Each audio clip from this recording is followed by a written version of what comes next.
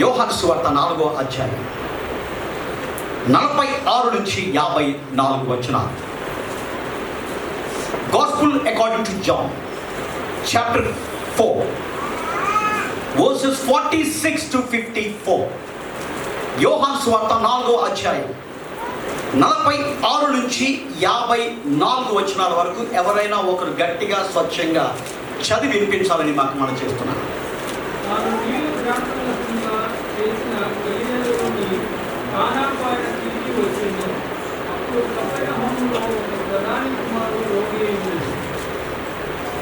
యేసు యూదయ నుండి గలిలయకు వచ్చినని అతడు విని ఆయన యొద్దకు వెళ్ళి, తన కుమారుడు చావ సిద్ధమై ఉండెను గనుక ఆయన వచ్చి అతన్ని స్వస్థపరచవాలని వేడుకొనెను. యేసు సూచక క్రియలను మహత్కార్యములను చూడకుంటే మీరెంత మాత్రమును నమ్మరని అతనితో చెప్పాను. అందుకు ఆ ప్రధాని, ప్రభువా, నా కుమారుడు చావక మునుపే రమ్మని ఆయనను వేడుకొనేను. యేసు, నీవు వెళ్ళుము, నీ కుమారుడు బ్రతికున్నాడని అతనితో చెప్పగా ఆ మనుష్యుడు యేసు తనతో చెప్పిన మాట నమ్మి వెళ్ళిపోయాను. అతడు ఇంకా వెళ్ళుచుండగా అతని దాసులు అతనికి ఎదురుగా వచ్చి అతని కుమారుడు బ్రతికి ఉన్నాడని తెలియజెప్పిరి. ఏ గంటకు వాడు బాగుపడసాగనని వారిని అడిగినప్పుడు వారు, నిన్న 1 గంటకు జ్వరము ఆయన్ని విడిచినని అతనితో చెప్పిరి. నీ కుమారుడు బ్రతికి ఉన్నాడని యేసు తనతో చెప్పిన గంట అదే అని తండ్రి తెలుసుకొనేను గనుక అతడును అతని ఇంటి వారందరూ నమ్మిరి. ఇది యేసు యూదయ నుండి గలిలయకు వచ్చి చేసిన 2వ సూచక క్రియ. ఆమేన్. దయచేసి నా వైపు చూడండి. ఇంకా ప్రతి ఒక్కరు కూడా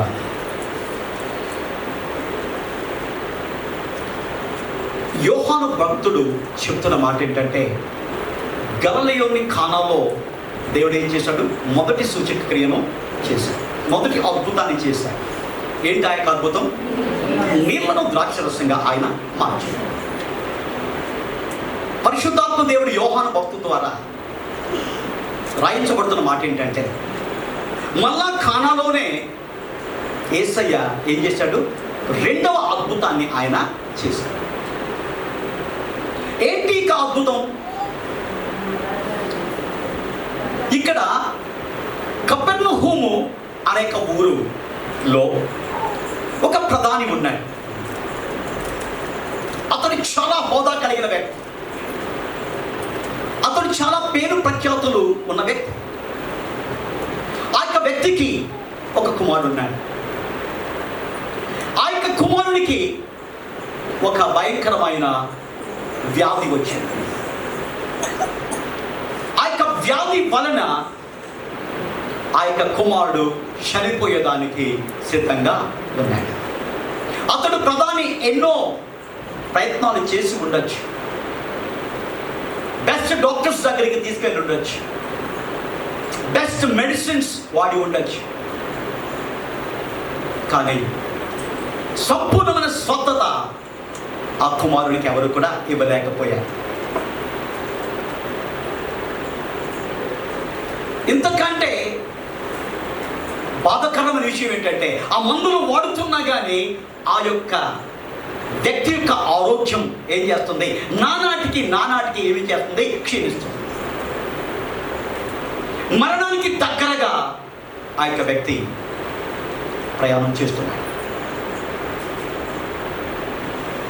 అన్ని ప్రయత్నాలు చేశాడు, ఏ ప్రయత్నంలో కూడా అతను సఫలీకృత అవ్వలేదు. అప్పుడు ఎవరో చెప్పారు, నజరేయుడైన యేసు అనే ఒక ఆయన ఉన్నాడు, ఆయన ద్వారా మాత్రమే నీ కుమారునికి అద్భుతం జరుగుతుంది. ఆయన ఒక్కడు మాత్రమే నీ కుమారుని స్వస్థపరిచే శక్తి కలిగిన దైవ కుమారుడు. ఈ మాట విని ఏం చేశాడో తెలుసా? కపెర్నహూము నుంచి కానాకు దాదాపు 37 కిలోమీటర్లు, 37 కిలోమీటర్స్. ఆ 37 కిలోమీటర్లు కూడా ఆసక్తితో వచ్చాడు. ఎవరి దగ్గరికి? కానాలో ఉన్న యేసయ్య దగ్గరకు వచ్చాడు. వచ్చి తనకున్న సమస్యను యేసయ్యకు వివరిస్తున్నాడు. అయ్యా, నా కుమారుడు ఉన్నాడు,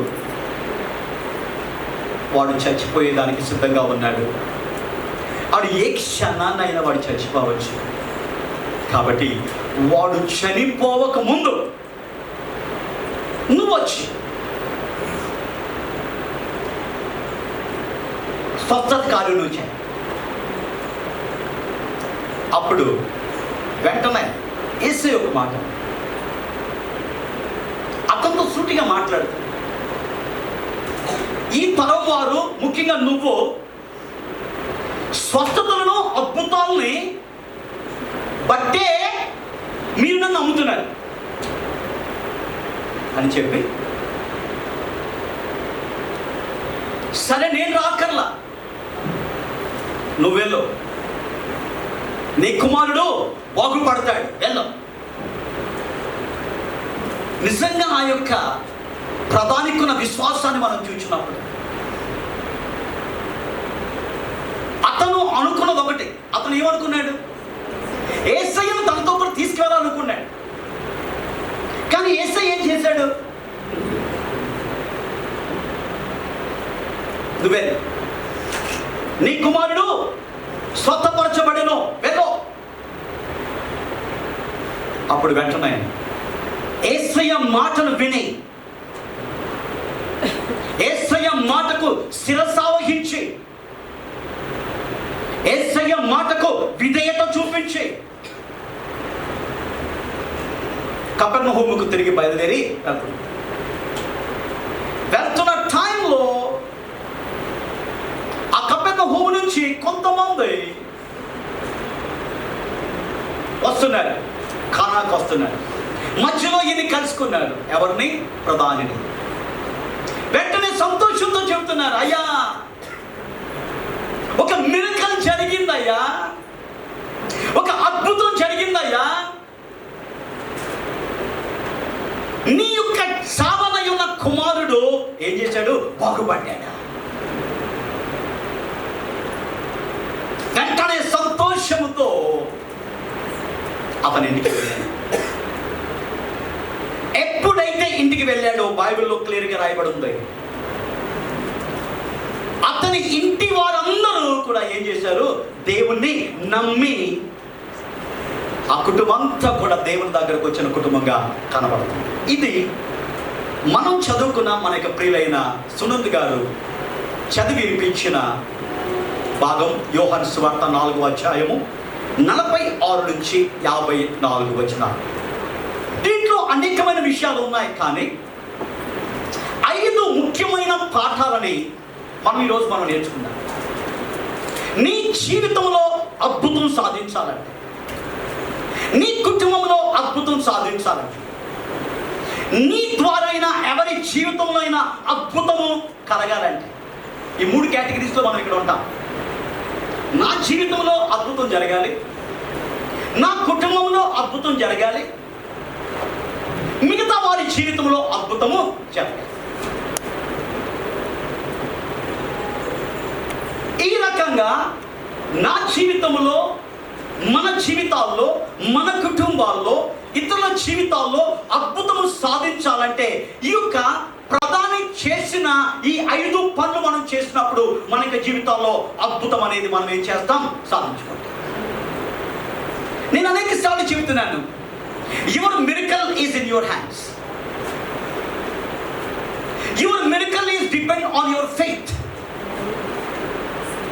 your miracle is depending on your prayer. అందుకని యేసయ్య అనేక చెబుతున్నాడు, నీ నమ్మిక చొప్పున నీకు ఏంటి కలుగుతుంది. విశ్వాస సహిత ప్రార్థన రోగిని స్వస్థపరిచింది. నమ్ముట నీ వల్ల అయితే నమ్మువానికి సమస్తము. ఇవన్నిటిలో కూడా కామన్ వర్డ్ ఏంటంటే నమ్మటం, విశ్వసించడం. అందుకనే కొంతమంది ప్రార్థన చేశారు, నాయన నాలో అపనమ్మకం లేకుండా నువ్వు నాకు సహాయం చేయి. నిన్ను నేను గుడ్డిగా నమ్మాను నాయన. నీకు వాక్యాన్ని నేను ఎలాంటి అనుమానం లేకుండా, నేను ఎంత కష్ట పరిస్థితుల్లో ఉన్నప్పటికీ నీ యొక్క వాక్యాన్ని నేను నమ్మాలి. ఇక లోకములో దేనినైనా నువ్వు అనుమానించు, దేవుణ్ణి, దేవుని యొక్క వాక్యాన్ని అనుమానించు. కాబట్టి 5 పాఠాల్లో మొదటి పాఠం, నీవు ప్రధానివైనా, అల్పుడవైనా, గనుడవైనా, హీనుడవైనా, గొప్పవాడైనా, బీదవాడైనా, నీవు యేసు నొద్దకు వచ్చినప్పుడు నీ జీవితంలో దేవుడు ఏం చేస్తాడు? అద్భుతాన్ని నువ్వు పొందు. నీ బ్యాక్గ్రౌండ్ ఏదైనా అద్భుతము సాధించాలంటే, ఆశ్చర్య కార్యమునిక జీవితంలో జరగాలంటే, ఆశ్చర్యకరుడు, అద్భుతాల సంపన్నుడైన యేసయ్య దగ్గరకు మనం ఏం చేయాలి? రా. దేవుని కొందరా ఈరోజు మనం అందరం కూడా యేసయ్య దగ్గరికి వచ్చాం. ఇంకో సంగతి తెలుసా అండి? దేవునికి మందిరానికి రావటం అంటే ఏంటో తెలుసా? నువ్వు దేవుని దగ్గరకు వచ్చినట్టు. కారణం ఏంటి? ఎక్కడ 2-3 నా నామంలో ఉంటారో నేను అక్కడ ఉంటాను. కాబట్టి నువ్వు నేను వచ్చేది ఎందుకో తెలుసా? యేసయ్య కోసం. యేసయ్య దగ్గరకు వస్తే ఏం జరుగుతుంది? ఇక ప్రధాని యేసయ్య దగ్గరకు వచ్చాడు. యేసయ్య దగ్గర రాకుండా ఇలాంటి చాలా మంది చూసాంలే అని యేసయ్య దగ్గరకు రాకుండా ఉన్నట్లయితే తన జీవితంలో అద్భుతాన్ని, ఈ రోజుల్లో అనేక మంది యేసయ్య దగ్గరకు రాకుండా ఉండటం వలన అద్భుతాలు ఏంటంటే చేతుల సమయం ఉన్నప్పుడు యేసయ్య దగ్గరకు రా. వీలు దొరికినప్పుడు దేవుని యొక్క మందిరానికి రా. ఒక ఆదివారం క్రైస్తవుడిగా ఉండదు. దేవుడి సంఘంలో సహవాసాలు ఇచ్చింది ఎందుకు తెలుసా? దేవుని దగ్గరకు వచ్చేదాన్ని. వస్తే ఎవరికి లాభం, రాకపోతే ఎవరికి నష్టం? ప్రధాని యేసయ్య దగ్గరకు వచ్చాడు, లాభం పొందుకున్నాడండి.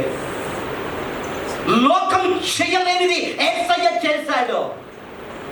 లోకంలో దొరకనిది యేసయ్య దగ్గర పుచ్చుకున్నాడు. నీ లైఫ్లో, నా లైఫ్లో కూడా మనం గమనించవలసిన సత్యం ఏంటంటే, యేసయ్య దగ్గరికి, అందుకే నేను ఎప్పుడు చెప్తూ ఉంటాను, దేవుని దగ్గరకు వచ్చి నష్టపోయిన వాడు ఈ లోకంలో ఎవడు లేడు. దేవుని దగ్గరకు వచ్చి సమయాన్ని వృధా పరుచుకున్నవాడు, నష్టపరుచుకున్నాను అని చెప్పగలిగే ధైర్యం ఈ లోకంలో ఎవరికి లేదు. ఒకవేళ వాడు చెబుతున్నా అబద్ధం. దేవుడు దానికి సమ్మతించడు. ఎందుకు? ప్రతి ఒక్కరికి అద్భుతాలు కావాలి. ప్రతి ఒక్కరు కూడా మనకి జీవితాల్లో దేవుని ద్వారా ఆశ్చర్య కార్యాలు మనం పొందుకోవాలి. అయితే ప్రధానం చేసిన పని మనం చేద్దాం. 37 కిలోమీటర్ల నుంచి, కపెర్నహూము నుంచి ఎక్కడికి వచ్చాడండి? యేసయ్యతో ఇంతవరకు కూడా మాట్లాడలేదు. యేసయ్యతో పరిచయం లేదు. యేసయ్య గురించి విన్నాడంతే.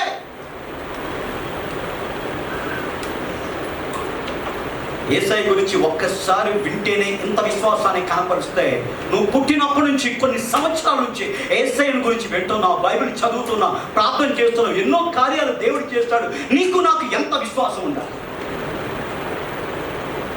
ఒక ప్రశ్న వేసుకుందా.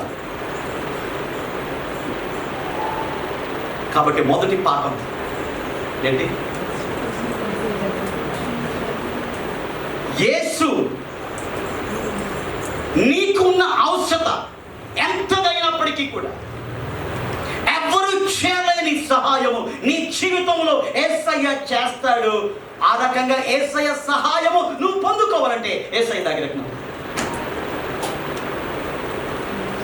దేవునికి మందిర సహవాసానికి నువ్వు రా. దేవుని దగ్గరికి రా. క్రైస్తవ జీవితం అద్భుతాల మయంగా ఉండాలని దేవుడు కోరుతున్నాడు. మనం నమ్ముకున్న దేవుడు కంజూస్ దేవుడు కాదండి. పిసినారి కలిగిన దేవుడు కాదు ఆయన. ధారాళముగా మనకేం చేస్తాడు?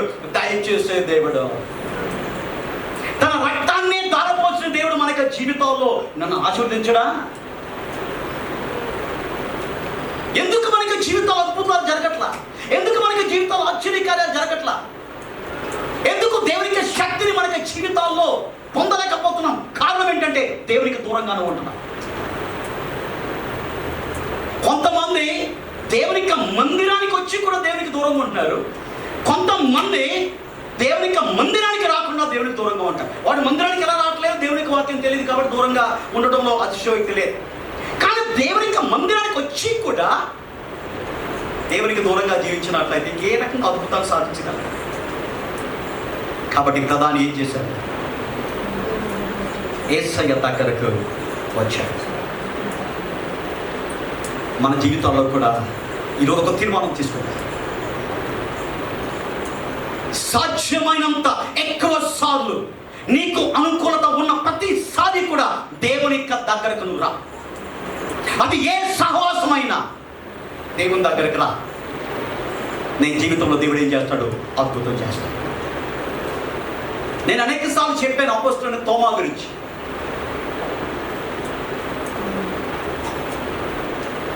అన్ని సహవాసాల్లో తోమా కనబడతాడు, కానీ ఒక్క సహవాసం మరి ఏమైందో రాలా. ఒక్క సహవాసాన్ని మిస్ అయ్యాయి. ఆ ఒక్క సహవాసంలోనే ఏం జరిగింది?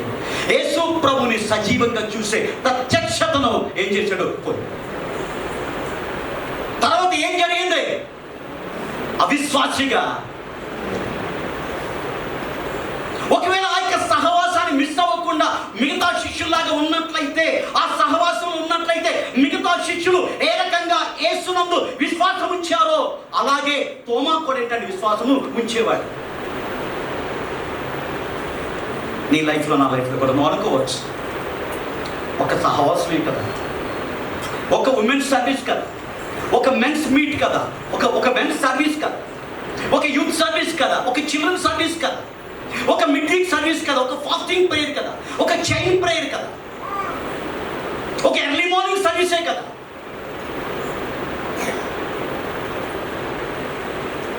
ఒక ఆల్ నైట్ ప్రేయరే కదా.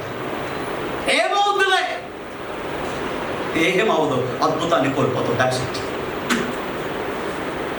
కాబట్టి నెంబర్ 1, దేవుని దగ్గరికి మనం వచ్చినప్పుడు అద్భుతం మనకి జీవితాలు మనం పొందుకుంటాం. నెంబర్ 1.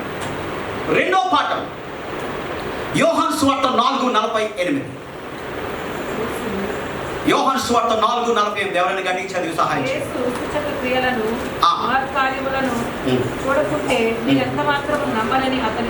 ఓకే, ప్రస్తుత ప్రపంచంలో క్రైస్తవ సంఘంలో ఒక బ్యాచ్ కనపడుతుంది.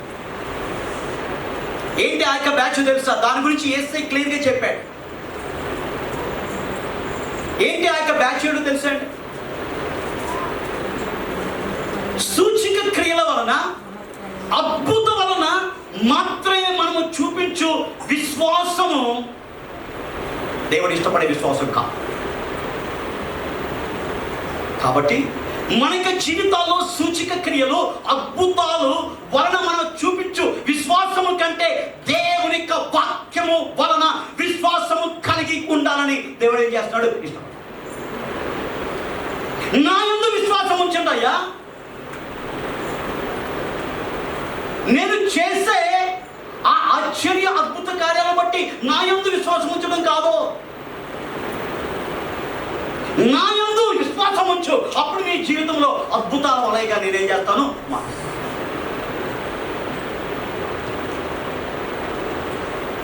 కాబట్టి ఈ రోజులు అనేక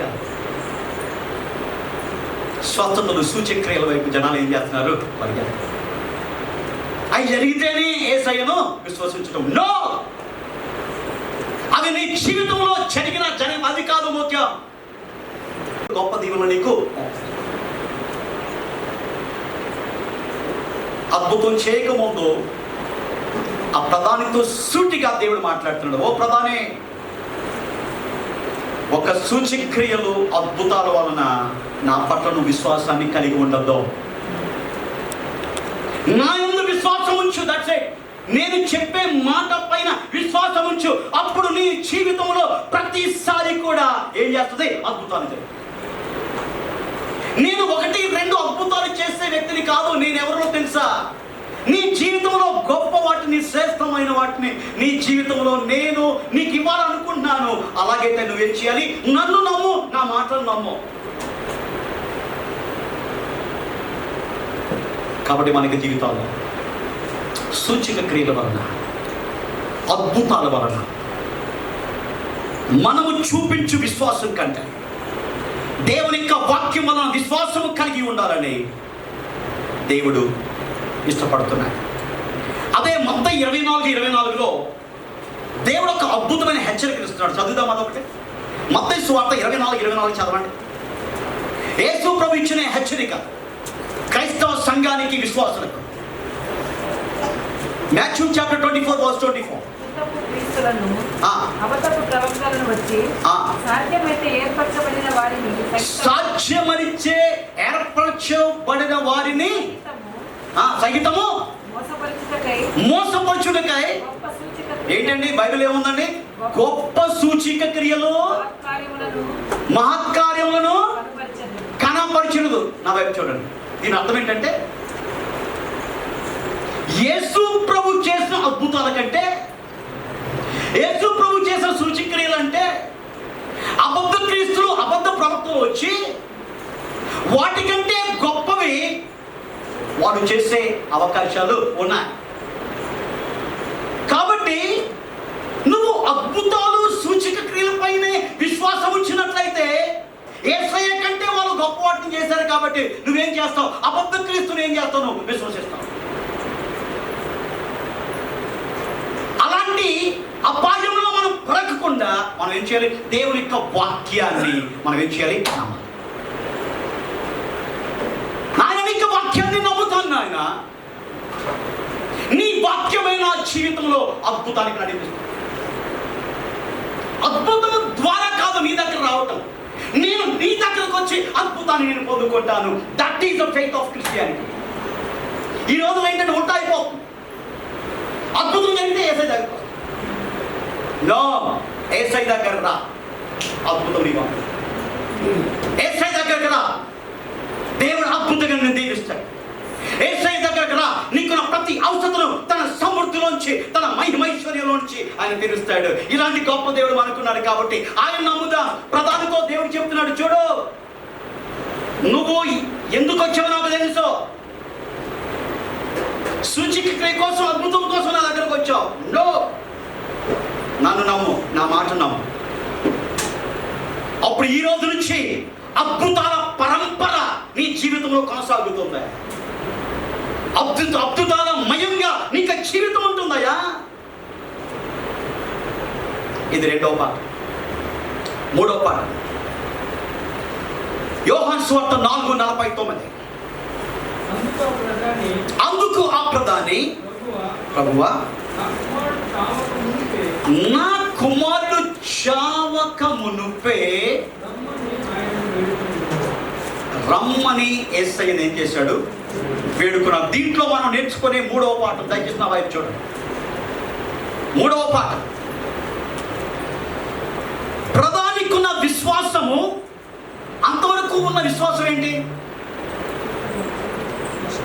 తన కుమారుడు చనిపోకముందు యేసయ్య వస్తే ఆ కుమారుని బాగు చేయగలవాడని ఒక విశ్వాసాన్ని కలిగి ఉన్నాడు. అంతే. అందుకని క్లియర్గా చెప్తున్నాడు, వాడు చచ్చిపోయేదానికి సిద్ధంగా ఉన్నాడు ఆయన. వాడు చచ్చిపోక ముందు నువ్వు వచ్చి, అంటే దాని అర్థం ఏంటి? వాడు చచ్చిపోతే అద్భుతాన్ని నువ్వు చేయలేవేమో. దేవుడు ఏం చెప్తున్నాడు తెలుసా? మన జీవితాల్లో కూడా మన విశ్వాసాన్ని అభివృద్ధి పరచాలని, ఉన్న స్థాయి నుంచి ఇంకొక స్థాయికి ఏంటి తీసుకువెళ్ళాలని దేవుడు ఏం చేస్తున్నాడు? ఆధారపడుతున్నాడు. ఓ ప్రధాని, నువ్వు నా దగ్గరకు వచ్చావయ్యా. ఎలాగొచ్చావు? ఇంత విశ్వాసంతో వచ్చావు. ఏ విశ్వాసం? వాడు చనిపోయేదానికి సిద్ధంగా ఉన్నాడు.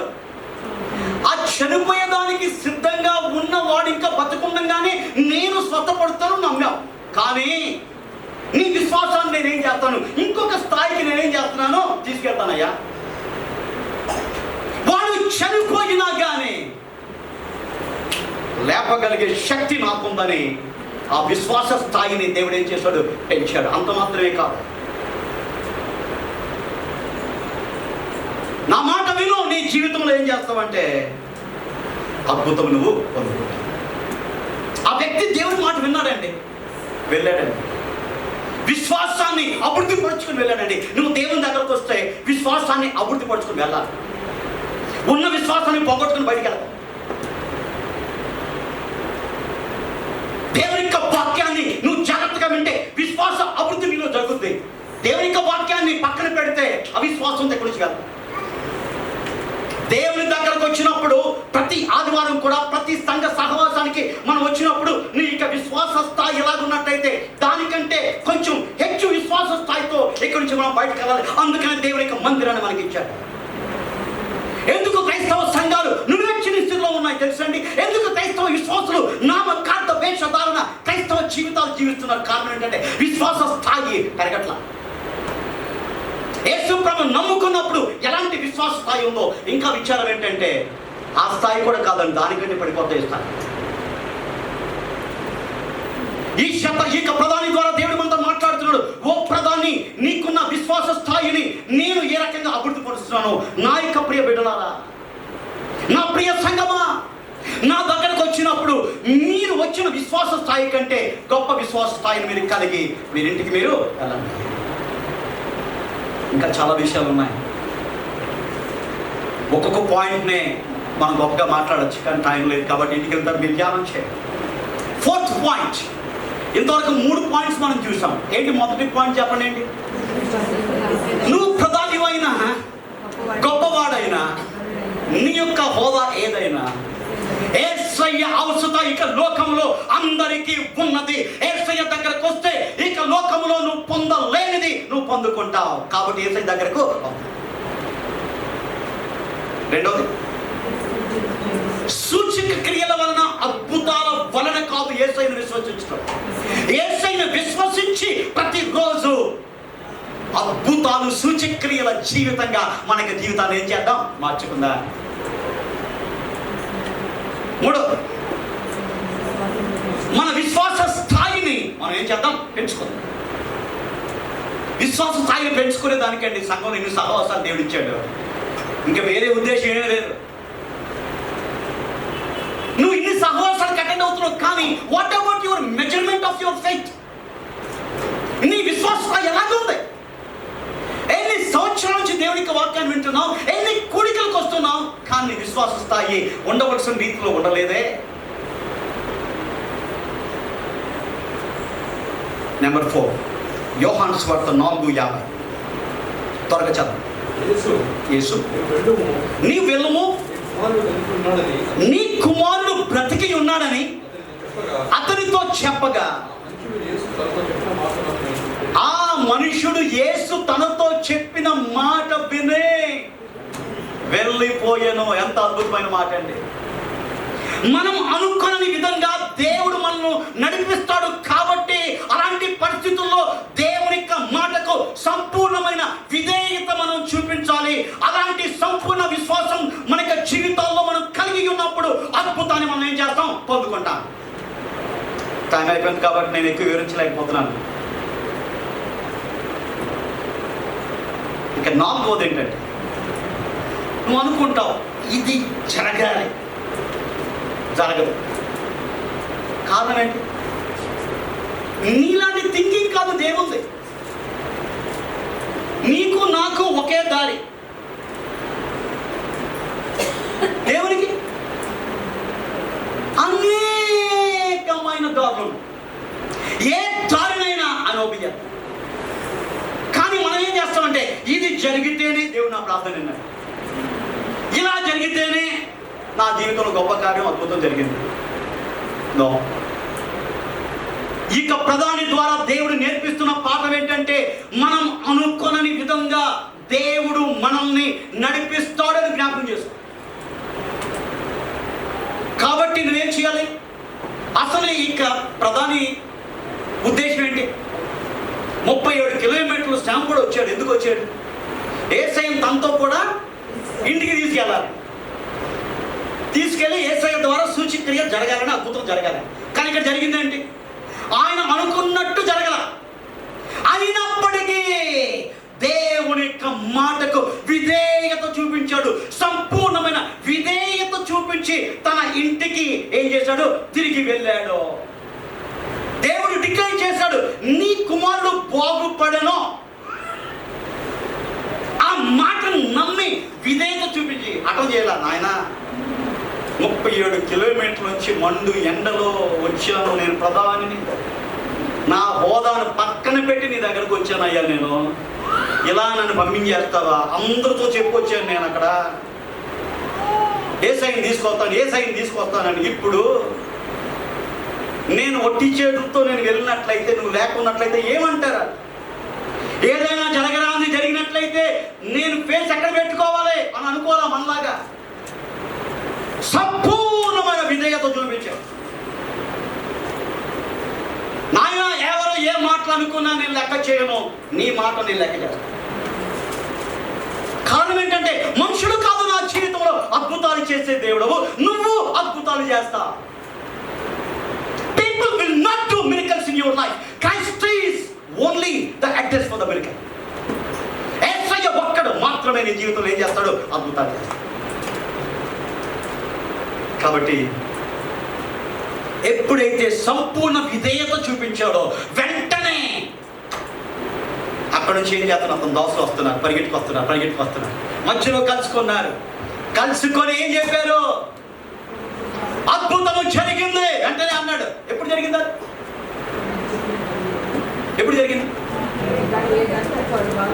ఏ టైంలో జరిగింది చెప్పండి.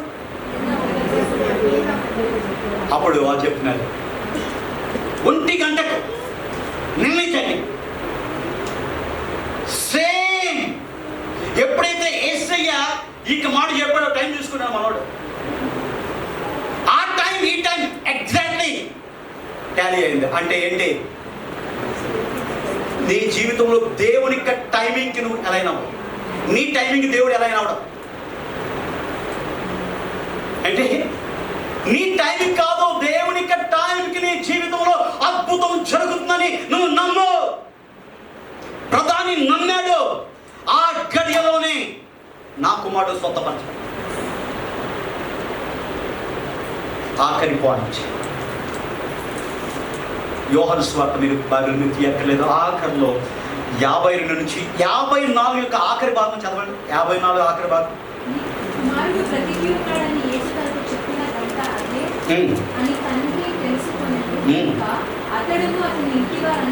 అతడును అతని ఇంటి వారందరూ ఎవరు నమ్మారండి? యేసయ్య. నీ లైఫ్లో, నా లైఫ్లో, మన ఇంటి వారందరూ నమ్మేదానికి బాధ్యత ఎవరిదో తెలుసా? నువ్వు. నీ కుటుంబంలో ఎంతమంది ఉన్నారు? వాళ్ళు దేవుని ఇంకా నమ్మలా, కానీ నువ్వు నమ్మావు. నీ బాధ్యత ఏంటో తెలుసా? ఆ యొక్క ప్రధాని దేవుని దగ్గరకు వచ్చాడు. ఆ ప్రధాని దేవుని నమ్మాడు. ఆ ప్రధాని విశ్వాసాన్ని బట్టి దేవుడు అద్భుతం చేశాడు. దానిని బట్టి కుటుంబం అంతా కూడా ఏం చేసింది? రక్షించబడి. నీ లైఫ్లో, నా లైఫ్లో కూడా ఒకడు యేసు దగ్గరకు వచ్చి విధేయత చూపించినప్పుడు, నువ్వు యేసయ్య దగ్గరకు వస్తున్నావు, చూపించవలసిన విధేయత యేసయ్యకి చూపించు. ఆశామాషిగా యేసయ్య దగ్గర రాదు. చూపించవలసిన విధేయత చూపించి యేసయ్య దగ్గరకు రా. దాని ఫలితం మన కుటుంబ సభ్యులందరూ కూడా ఏం చేస్తారు? దేవుణ్ణి నమ్మే రకంగా దేవుడు తన కృపను ప్రసాదిస్తాడు. గట్టిగా చెప్పలు కూడా దేవుడు మహిమపడతాడు. మన ఇంటి వారందరినీ రక్షించే బాధ్యత ఎవరి పైన ఉందో తెలుసా అండి? మన పైన ఉందండి. ఫస్ట్ నువ్వు సరిగా ఉండు. దేవుని దగ్గరకు వచ్చినప్పుడు సంపూర్ణ విధేయత చూపించు. దేవుని యొక్క మాటను గట్టిగా పట్టుకో. ఉండు. అప్పుడు ఏమవుతుంది? నువ్వు మాత్రమే కాదు, నీ ఇంటి వారందరూ కూడా ఏం చేస్తారు? దేవుని దగ్గరకు రాగలుగుతారు. కాబట్టి నీ ఇంటి వారు యేసు నమ్ముకోకపోవడానికి కారణం తెలుసా? మన ఇంటి వారిలో ఇంకా కొంతమంది యేసయ్యను నమ్ముకొనకపోవటానికి కారణం నువ్వే, నేను. దేవుని యొక్క మాటకు విధేయత చూపించు. మీ కుటుంబంతో కూడా ఏం చేస్తారు? దేవుని దగ్గర పరిగెట్టుకొస్తారు. రావడం లేదు, కారణం వారిది కాదు, తప్పు నీదే. నువ్వు వస్తున్నావు కానీ ఉండవలసిన రీతిలో లేదు, నడుచుకోవాల్సిన రీతిలో నువ్వు నడవటం లేదు, విధేయత చూపించిన రీతిలో నువ్వు విధేయత చూపించట్లేదు. ఒక ఎగ్జాంపుల్గా ఉండవలసిన నువ్వు ఎగ్జాంపుల్గా ఉండలేకపోతున్నావు. దాని ద్వారా దేవుని దగ్గరకు వచ్చి నీకు ఉపయోగం లేదు, వాళ్ళకు ఉపయోగం లేదు. ఇంతవరకు ఆ రకంగా జీవించావు. కనీసం ఈ రోజు నుంచే ఈ 5 పాఠాలు మనకి జీవితాల్లో కలిగి ఉంటాయి. మొదటి ఏంటండి? నువ్వెవరివైనా యేసయ్య అక్కర మనకు ఉంది. యేసయ్య ద్వారా దొరికే అద్భుతం ఈ లోకంలో ఎక్కడ నీకు దొరకదు. అందుకని ఏం చేద్దాం? సాధ్యమైనంత ఎక్కువ సమయాన్ని దేవుని దగ్గరకు వచ్చి దానికి ప్రయత్నం చేద్దాం. Not only selective services, all services. నీకు వీలు దొరికినప్పుడల్లా